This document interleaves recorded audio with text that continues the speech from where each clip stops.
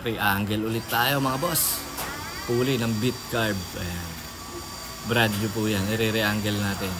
Kakalkalin. At tatanggalan ng pins para daw ma-lighten. Kasi yun ang request ni customer. So let's go.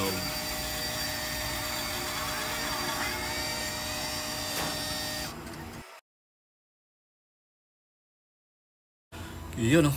Gabi na. Pero may nagpa-remap pa rin sa atin. Siyempre lalabanan natin yan mga boss. Kahit gabi na. So overtime. Yun oh. Katatapos lang natin mag-flashing mga boss. So currently RPM niya is 15216. Monitor tayo ng TPS mga boss. So mga nagsasabing hindi tayo legit, panuorin nyo to. Below 10% yung throttle position natin. Pero 70 plus na yung takbo.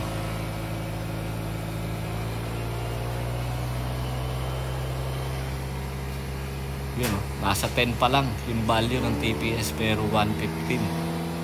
No? Nag 130 pa. Nag 130 pa. Oh, below 30 pa lang ang throttle position natin yan. Ha? Wala pa. Malayo pa sa katotohanan na 80% ng throttle position value natin. Ayan yung kamay ko pag masdan nyo. Steady lang yan. Pero pataas ng pataas yung speed kahit naka-steady lang. Same throttle positions lang natin dyan. Oh. 10 lang yung throttle position natin. Pero yung speed grabe. Diba? Sa mga nagsasabing hindi legit, kayo na po ang umusga. Nandito na ang patunay. At eto naman AFR mga bossing. Yun oh. Nag-12. Nag-11. So ganyan po kalaki yung pinagbago ng ating ginawang mapping sa Honda Click na ito. Well, effective po lahat. Speed, no?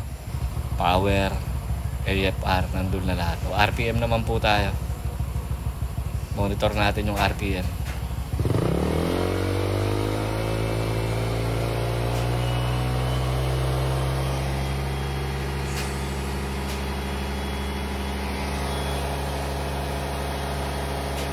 Yun o, 8,400 RPM pero 114, almost 120 na agad ang tinatakbo.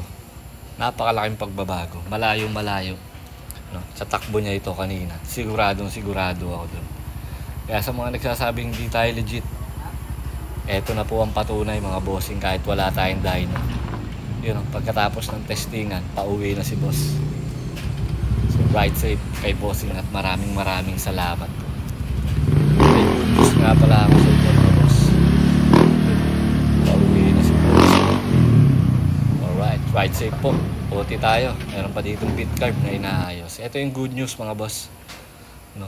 NMAX B1 at MIUI 125. Very soon lalabas na po yung remap nila, no? Especially MIUI 125. Ito po yung hinihintay ko. Sa lahat po ng mga naka-M3 dyan na customer natin, alam nyo na, palabas na ang remap ng MIUI 125. So maraming salamat po sa suporta nyo. God bless. Ride safe. Thank you.